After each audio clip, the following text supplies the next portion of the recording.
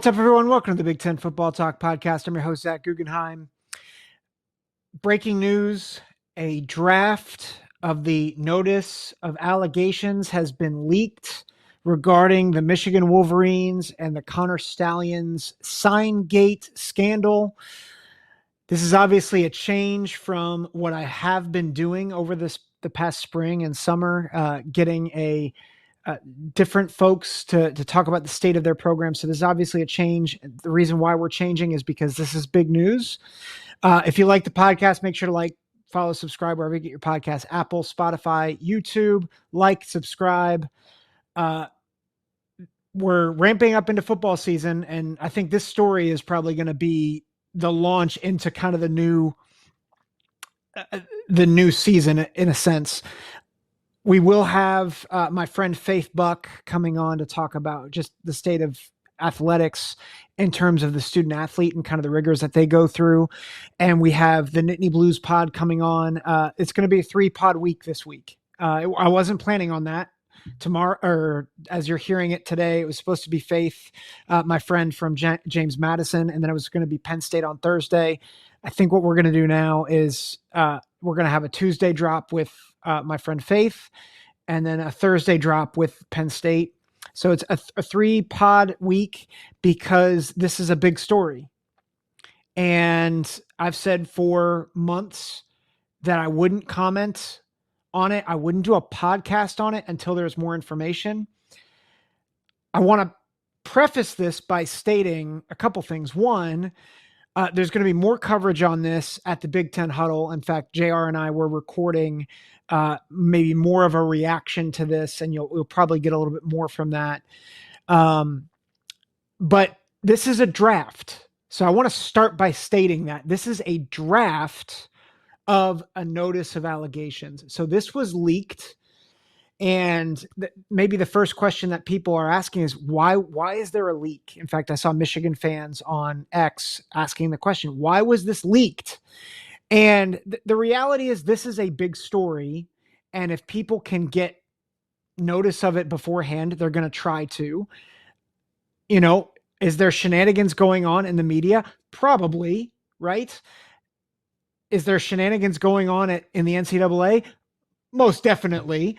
My stance on the NCAA. But the reality is this is a leaked draft. And I think the reason why it's leaked is because this is a big story. It's going to pick up legs. And as my friend JR, who I co-host the Big Ten Huddle with, he texted me this. I'm going to give him credit for saying this. And I think it's a really good point. A draft is probably not as tame. It is probably going to be tamer than the final draft. So what does this draft say? It is not good for Michigan. It's not good for Michigan. Before people are like, oh, it's the Ohio State homer saying it's not good for Michigan. If you have followed me throughout this entire ordeal, I have said, I don't trust the NCAA with this. I doubt anything bad happens to Michigan. And if the worst that happens is if they vacate wins, I think that's stupid and that it's not that big of a deal. Like I have been surprisingly pro Michigan in a lot of this. My guests haven't always been pro Michigan, but I have been more on the side of, I don't think anything's going to happen. And I'm not going to proclaim anything happening until it happens. The only deviation from that is when this first came out. And then as things settled, I said, I don't think this is going to be a big deal. You read this thing, it's a big deal. It's a very big deal.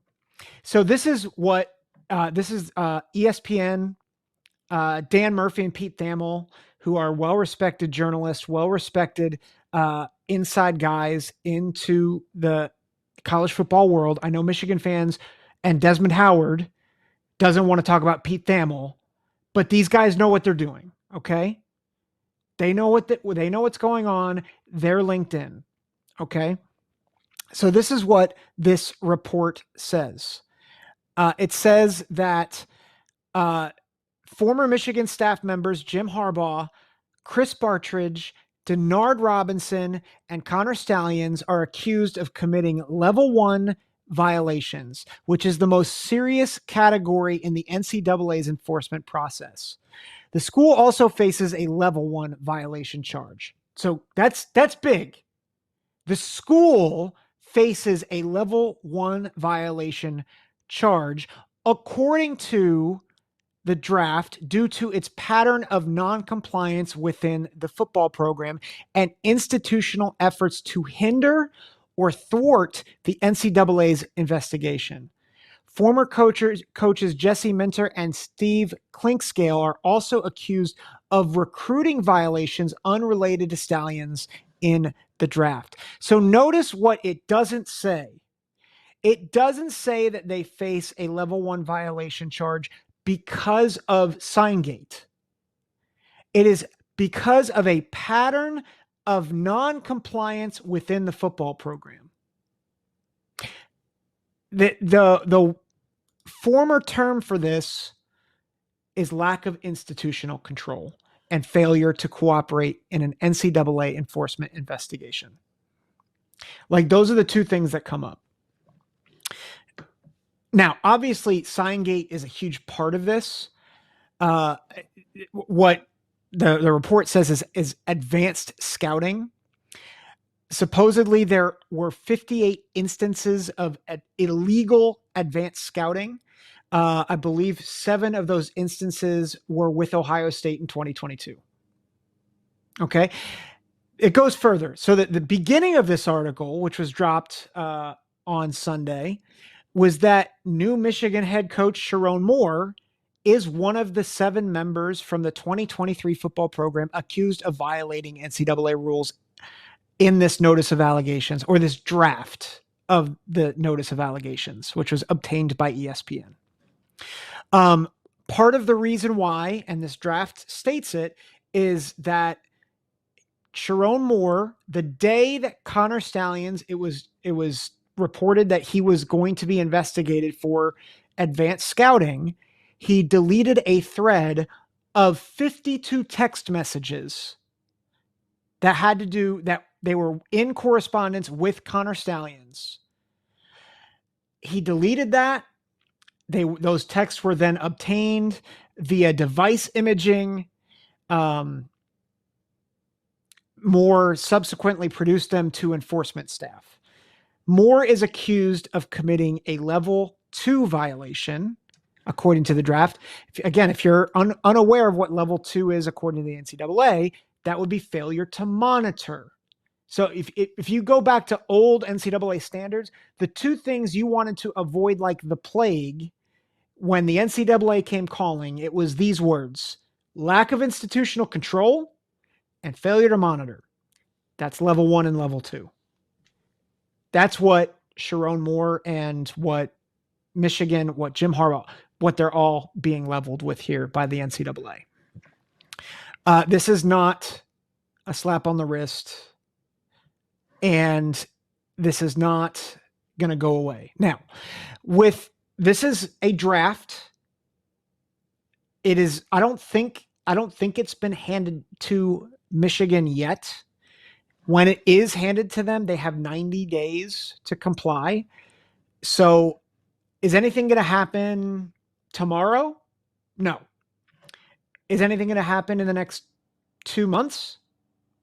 Probably not, unless if Michigan self-imposes things.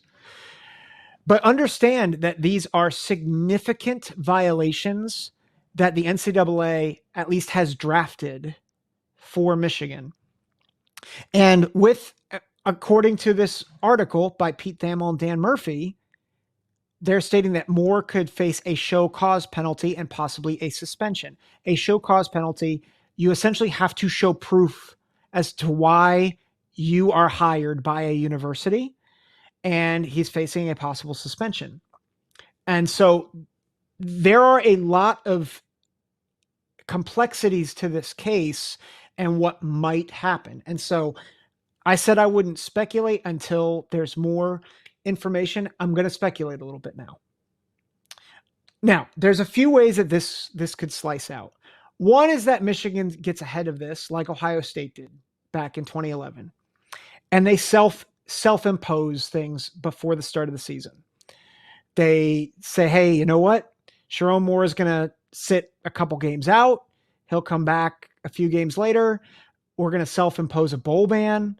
We're going to self-impose certain things and hope that it appeases the NCAA. They could do that. Judging from how they've responded thus far, I highly doubt that's what they do. Right? There's been a lot of smoke that whatever is handed down by the NCAA, Michigan will fight tooth and nail. Typically, that's come with mixed results. Some schools, they get out scot-free. I think if they get out scot-free, I think you're going to have a lot of backlash from a lot of different people, particularly entities in the Big Ten, particularly Ohio State and Michigan State and Penn State for that matter. And they do have a right to be upset. And I'll talk about that in a minute. But that I think they will probably fight, which they could possibly fight and maybe get away with some things. I think if they fight, I think it's going to go really badly because you have level 1 and level 2 violations. And if there's anything that the NCAA gets ticked off more about, that sentence did not make sense. If there's something that ticks them off the most, it is getting lied to, right? And I will go back to the 2011 Tattoo Gate scandal with Ohio State as proof of that. Jim Tressel, and I think there's a lot of smoke that Jim Tressel did what he had to do to protect his players. And so this is not me criticizing Jim Tressel. These are just the facts. He did cover up violations. He did cover up that his players had impermissible benefits at the time. And because of that, the NCAA got ticked off. Not only did they suspend 6 players, Terrell Pryor, Boom Herron, DeVere Posey, and a few others, but then they hit him with a bowl ban. They hit Jim Tressel with a 5-year show cause, meaning that if he ever wanted to get back into coaching, the next 5 years, whoever hired him had to prove his hiring. Otherwise, they would then receive NCAA violations. So this is, again, like you're talking about someone who lied, and that if you dig deep enough, part of the reason why they lied, or they think that Jim Tressel lied, was actually to protect his players, not from the NCAA, but from other things, other shady things going on within Columbus, not involved with the football program.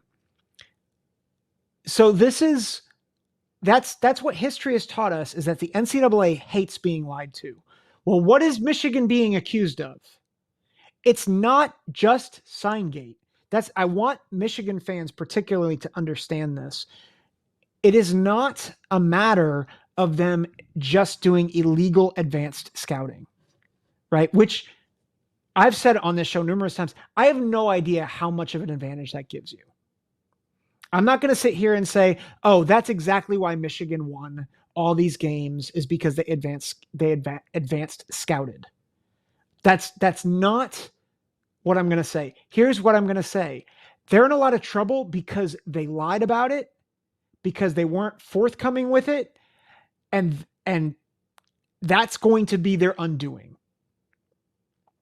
So this is no longer just about illegal advanced scouting. This is about a pattern of non-compliance, which the NCAA hates.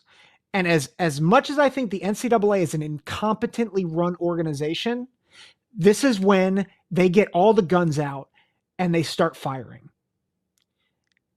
Now, what does that mean? Here's what I would guess it means. It probably means scholarship reductions. It probably means suspensions, if not firings. And it probably means a postseason ban. Here's going to be where the rubber meets the road. And this is where we're going to see if the NCAA really has weight here. Will the postseason ban include playoff berths?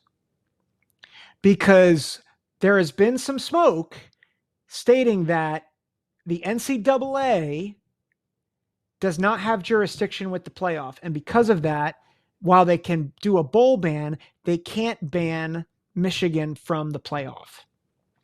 Which, if that's the case, then the NCAA truly is incompetent. Because at that point, Michigan could really rally the troops just like they did in 2023 and say, oh, the NCAA is going to be against us. All of college football is going to be against us. We're going to be the best team in the country year in and year out. And we're going to, get past this bowl ban, and we're going to raise NIL and, screw the, recruiting, scholarship reductions, whatever. And they're going to be fine. And so what do you do? There is no rhyme or reason to a postseason ban if it doesn't include the playoff. There's no reason for it. Now, you can make the argument that a postseason ban also includes the Big Ten championship game and makes them ineligible for that. And that removes an automatic berth. But you're still saying, hey, you can have access into the national championship tournament, but you can't participate in regular bowl games. That would be stupid. And if the NCAA does that, then I'll applaud Michigan and I'll say shame on the NCAA for not doing what they should do. Okay? Because if that's what happens, then Michigan did what they needed to do to win a championship and put themselves in a better position. And by the way, I don't subscribe to the utilitarian approach to life. I don't agree with it, but that's essentially what the NCAA would be saying and what college football would be saying if they're essentially saying you get a bowl ban, but the playoff's still on the table for you. So if that's what happens, then that's stupid. Okay? Then the NCAA should just go kick rocks and not do anything. I don't think that's what's going to happen. I legitimately don't think it's going to happen because there's too many power brokers that have too many things at stake to let something like this not go unpunished in a significant way. So I think it's going to be a multi-year bowl ban. I think they will be barred from the playoff. I think there will be suspensions. I think Sherrone Moore is in a lot of trouble, right? He was not hit with level 4 or level 3 violations. He was hit with a level 2 violation. According to the NCAA, that is a severe violation. Doesn't reach level 1, but it is a severe violation. I think he's in a lot of trouble. I would not be surprised if they vacate wins. I think vacating wins is stupid. And I'll just say it. If you're an Ohio State fan or Michigan State fan or another Big Ten fan thinking I'm going to say, oh, the national championship doesn't count in 2023 if the vacate wins, I'm sorry, it happened on the field. And unless if we're going to go and award the national championship to Washington, which I don't think would be a bad thing, but unless if we do that, you know what? We saw the game on the field. And unless if you're going to say, you know what, Michigan's disqualified, Washington actually won the national championship, then vacating is stupid. It's the dumbest. It is the dumbest punishment in the world because we saw the games. The players played in them. So I'm not going to sit here and say, well, the 2023 national championship is invalid. It is valid to me, regardless if they vacate it. That doesn't mean there's not an asterisk. That doesn't mean there's not context. But the reality is Michigan still ran the gauntlet of Ohio State, Iowa, Alabama, and Washington. And they did it without Connor Stallions on the sidelines. So I'm just not going to go there. Even if this gets really bad, even if they have to vacate the national championship. That being said, don't be surprised if that happens. Because based on all other cases like this, And again, this is an unprecedented case in what it was. And it's tied to the reality that they lied about it over and over and over again. Remember, the charge against the school is a pattern of non-compliance within the football program. It does not say that it's because of illegal advanced scouting. It says it's because of a pattern of non-compliance within the football program. All other schools that have been found guilty with this, they get blasted, and they get blasted hard. They lose scholarships, which I know may not mean as much in the NIL era. They might do something different. I wonder if they will not just cap scholarships, but they'll cap roster size, especially with I think they're going to 105 scholarship players per team now. I think that's official now, but they might cap the roster size because of that. I think there's going to be some other, like, I think they're going to have the postseason ban. I think there's going to be suspensions. What does this all mean? What does this mean for Michigan? I do think Michigan, they're going to take a couple steps back. I don't think this year, because I think you still have the same culture in that locker room. They know what it's like to deal with this stuff. So I still think this is going to be a really good Michigan squad. They have a lot of top-end talent. A lot of top-end talent. They arguably I think they have 2 top 5 or top 10 picks in this class, Will Johnson, Mason Graham. They have a dynamic running back, Donovan Edwards. They really love Barham. Am I saying that right? Barham, the linebacker that transferred from Maryland. They really love him. They love the secondary, who they got a lot of guys to fill in the transfer portal. Colston Loveland's a stud at tight end, probably a first-round pick. Like, it's a good roster. They are rebuilding, or reloading, I should say, but there's a lot of top-end talent. There's a lot of good leaders on this team. So even though they lost a lot of leadership, they still have a lot of good leaders on this team. So understand, this year, I don't think this impacts them. But what about 2025?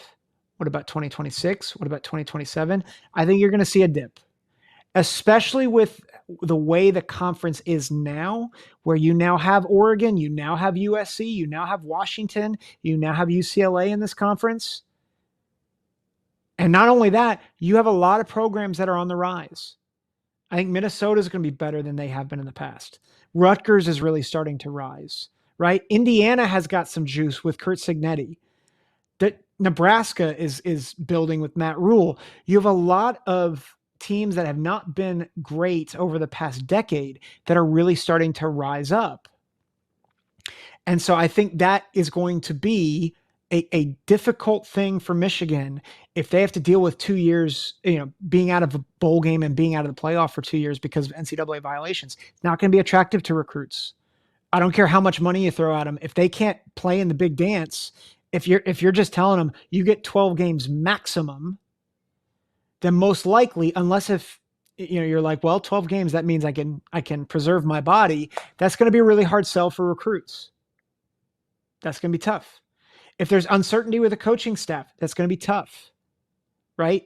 You're going to need to make sure that you assure players that this is what the future is going to be 3 years from now, that we're going to have this coach 3 years from now, that we're going to have this culture 3 years from now. That's what you're going to be selling recruits if that happens. So I think 2024, they're fine. I think 2025, 2026, 2027, that's where it's going to be really hard. The other thing that it's going to do, and I think it's going to sound petty, but I'm trying to give Michigan folks, as well as Big Ten folks, just a reasonable expectation here. It's going to invigorate Michigan State and Ohio State, especially. Michigan State, because they're the other school in Michigan. They've always felt like there's this inferiority complex that Michigan has projected onto them. And now all of a sudden they're going to smell blood in the water, and they're going to be ready to take Michigan back. And if you don't think Jonathan Smith can't do that, I know they're probably not going to have a great season this year. Like I don't think I have them going to a bowl game. We're going to talk about records in the Big Ten. That's going to be rough for them, because Michigan State is going to start recruiting Michigan again hard. And I think they're going to rise up. They're going to have a chip on their shoulder, and nothing gets Michigan State up like feeling like an underdog who's been scorned and cheated. I think Michigan State is going to have is going to be a tougher out for Michigan over the next several years, which leads me to Ohio State. And I'm going to try to take my Ohio State hat off for a minute. And I'm going to try to just read the room of what I've been seeing out of Ohio State outlets. You could see it in Ryan Day's eyes last year when all this stuff was going out. And Ryan Day was making comments. Oh, we now know why 2021 and 2022 happened, why we got beat.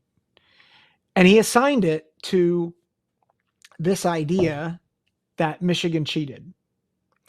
And then they lost this game this year. And I think a lot of people, myself included, were like, actually, that validates Michigan's dominance over the past 3 years. That being said, if this comes to pass and it has the NCAA stamp of approval, you know what it does for Ryan Day? It puts an asterisk on the past 3 Ohio State-Michigan games. And he's got a loaded roster this year. And all of a sudden, the pressure's off. Because he can point to that thing and say, you know what? The NCAA, they stated that this was illegal. Those wins against us, they're vacated. And despite the fact that I think vacated wins are stupid, Ryan Day can look at there and say, you know who hasn't beat us in over 13 years? Michigan. According to the NCAA, it never happened. Let's go extend the streak. Let's go be the team that we know we can be. And you know what? For people saying, oh, but Ryan Day needs the revenge factor. He needs that. No, he doesn't. You know when Ryan Day's at his best? When he's a front runner. Ryan Day is an amazing front runner. Go look at the games where he's up 2 scores, aside from Georgia and aside from Clemson. And Clemson, part of the reason with Clemson was, and Georgia for that matter, is they lost the player that they couldn't lose. With Georgia, it was Marvin Harrison. With Clemson, it was J.K. Dobbins. Everybody else, when Ryan Day gets up 2 or 3 scores, I mean, just forget it. I mean, he just blows you out of the water. And now all of a sudden, Ryan Day has no pressure. He technically has 0 losses to Michigan, and he's back to being a front runner. And you know what? That is the exact thing that he needs, I think, to get back his mojo from 2019. This is a dangerous place for Michigan to be. And it's unfortunate for Michigan because I think 2023 was obviously the greatest season in maybe the greatest season in Michigan football history. And it could end up being the thing that is the catalyst for maybe the greatest era in Ohio State history. Now, I'm not saying that's definitely going to happen. And I'm coining that. The Kings of the North podcast, Doug Lesmerises mentioned that this could be that for Ohio State. But imagine this is a proverbial monkey off the back for Ohio State. Think about it for Penn State. Like James Franklin can look at Michigan and some of the losses, and they were right there. They're right there in several games with Michigan. And James Franklin can look at it and say, you know what? Yeah, Michigan technically beat us, but they were cheating. Imagine what would have happened if they weren't cheating. we could be 3-0 against them the past 3 years. Like, again, James Franklin, it changes perception. Whether it changes perception outside of the program, it certainly changes perception inside the program. Because those players and those coaches, they know now, hey, we got gypped. We got gypped. Let's pay them back. Let's not hang our heads from the past 3 years. Let's remind them who we are. Now, does that mean that they'll definitely win the next 3 or 4 games against Michigan? I don't know. But I do think it adds layers of motivation to teams, and it also helps clear consciences in a sense where the pressure is not as high as it was. And that is, at least from a psychological perspective, I think maybe as important, if not more so, than a bowl ban, than suspensions and all that stuff. Because the reality is, part of why Ohio State Nation feels angsty about that last November, or that last Saturday in November, is because they've lost 3 straight. Now, all of a sudden, if you're saying, yeah, all those games don't matter anymore, if the NCAA is saying, oh, it's vacant, well, now all of a sudden the pressure is kind of off. And by the way, the pressure, unless if Ohio State's 9-2 going into the Michigan game, the pressure's kind of off anyway, at least from a playoff perspective, because Ohio State most likely is getting in at 10-2. Penn State, they don't play Michigan this year, but if they happen to see them in the Big Ten championship game, again, pressure's kind of off because you're going to the playoff. Now, seeding matters, but it's going to be different stakes already. So there's a lot of pressure being taken off here. Let me wrap this up by saying this. This is all in all a bad sign for the Michigan Wolverines. And I'm not here to kind of jump on the grave. I'm not here to be like, I told you so. I'm not here to rub it in anybody's faces. What I'm saying is, this is a significant thing, and it's not just significant for Michigan, it's significant for several parties in the conference. And I think the reality is, if this is just the starting point, Michigan's going to be in a world of hurt. I don't wish this upon any fan base. I hate it for any fan base because I've endured it as a Buckeye fan, and I lived in State College when it happened to Penn State. And what I'm about to say, please don't take this as I wish ill will on Michigan, and I wish ill will on them as a fan, because that's not where the sentiment comes from. This is where I'm going to land. If the NCAA is worth anything, they need to hammer Michigan. And I don't say that lightly. But if this is what Michigan has done over and over and over and over again, and the NCAA wants to have any relevance in this sport, they need to hammer them. Because if they don't, then we truly are in the wild, wild west. Not just with NIL, not just with the transfer portal, but with breaking the rules. And similarly to Ohio State, I thought Tattoo-gate was the stupidest thing ever. But I understood it as a fan. Because while it was dumb, while I thought it was the worst thing ever, the reality was they broke the rules that were in place. As stupid as they were, they broke the rules. And if you're going to have rules, you have to enforce them. And if you're like, oh, you know what? These rules aren't great. Well, then you reform them. But you reform them after the punishment's doled. You don't reform them during. Particularly rules like this. So that is not me wishing harm. I'm one of the crazy fans that I want Ohio State and Michigan a top 5 matchup every year. And that's even with 3 straight losses, with that being the case. I'm saying this as a college football fan.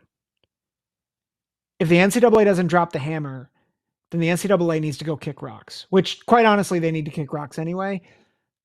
But this is a pivotal moment for the NCAA to do what is necessary to show the rest of the college football landscape. You can't just run and hide. You can't just break the rules and then hide. So that'll do it for this episode of the Big Ten Football Talk podcast. Again, Tuesday morning, you'll be hearing from my friend Faith. Please listen to that. It's going to be a great window into what life is like for the college athlete in the new world of the transfer portal, of NIL, and even what it's like for lesser programs. She works for JMU. She's the head nutritionist or head of nutrition there, dietitian. She's going to state her credentials on the air, and she'll do it much better than I can. But it's a great window into what athletes endure day to day. And then we're going to have a Penn State preview on Thursday.